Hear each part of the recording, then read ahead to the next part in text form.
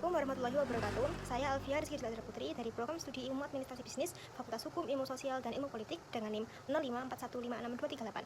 Hari ini saya akan menjawab tugas 1 mata kuliah logika. Yang pertama, saya akan menjelaskan tentang macam-macam term. Yang pertama adalah term berdasarkan konotasi. Term ini dibagi menjadi dua, yaitu yang pertama, term konkret. Term ini adalah konsep yang menjelaskan secara langsung tentang realita dari wujud suatu objek. Contohnya, prajurit itu sangat gagah. Term ini secara khusus menjelaskan tentang wujud dari prajurit itu, yaitu wujudnya gagah. Yang kedua adalah term abstrak. Term ini adalah konsep yang menjelaskan sebuah sifat dari wujud suatu objek. Misalnya, prajurit itu sangat gagah. Term abstrak menjelaskan secara spesifik tentang sifat dari seorang prajurit yang gagah atau kegagahannya. Term konkret dan abstrak berada dalam dua lingkungan. Yang pertama adalah lingkungan hakikat. Lingkungan ini dibagi menjadi dua, yaitu hakikat konkret dan hakikat abstrak. Dan yang kedua adalah lingkungan sifat yang dibagi menjadi dua juga, yaitu sifat konkret dan sifat hakikat. Kedua adalah term berdasarkan denotasi. Term ini dibagi menjadi dua. Yang pertama adalah term umum. Term ini mencakup secara keseluruhan tanpa adanya pengecualian. Term ini dibagi menjadi dua, yaitu universal dan kolektif. Yang kedua adalah term khusus. Term ini menunjukkan satu bagian dari keseluruhannya.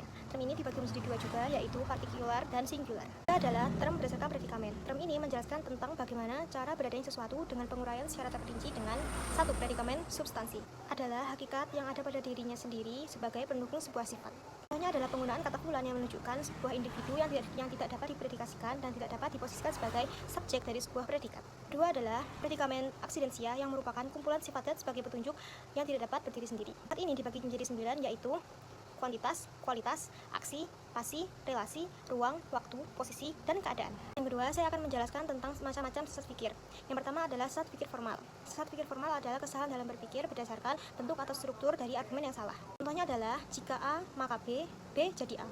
Jika lelah saya istirahat, saya jadi lelah. Kedua adalah sesat pikir verbal, adalah kekeliruan dalam penalaran berdasarkan penggunaan kata atau bahasa yang ambigu sehingga argumen yang dihasilkan menjadi tidak valid. Contohnya adalah penggunaan kata tahu yang tidak sesuai konteks sehingga dapat diartikan sebagai tahu makanan atau dapat diartikan sebagai tahu pengetahuan. Tiga adalah sesat pikir material, adalah kekeliruan dalam penalaran berdasarkan isi dari sebuah argumen. Sesat pikir material ini biasanya terjadi karena kerumunan secara tergesa-gesa. Contohnya adalah, saya melihat sebuah kedai di pasar yang menjual ikan dengan kondisi segar.